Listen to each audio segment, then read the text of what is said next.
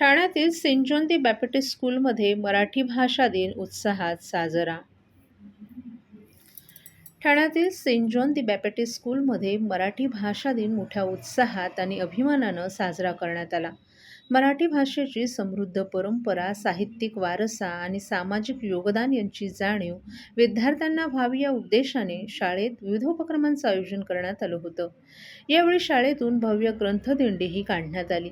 या दिंडीत विद्यार्थ्यांनी हातात विविध मराठी साहित्यकृती, संत साहित्य तसंच समाजसुधारकांच्या विचारांचे फलक घेऊन सहभाग नोंदवला. जय जय महाराष्ट्र माझा, मराठी माझी मायबोली अशा घोषणांनी यावेळी परिसर दुमदुमून गेला होता. या ग्रंथदिंडीचं विशेष आकर्षण म्हणजे विद्यार्थ्यांनी साकारलेली विविध महान व्यक्तिमत्वांची वेशभूषा.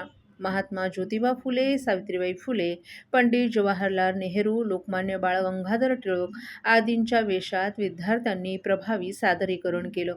त्यांच्या वेशभूषेसोबतच संबंधित व्यक्तींचे विचार आणि कार्य यांची माहिती देखील विद्यार्थ्यांनी दिली, ज्यामुळे हा कार्यक्रम अधिकच अर्थपूर्ण ठरला.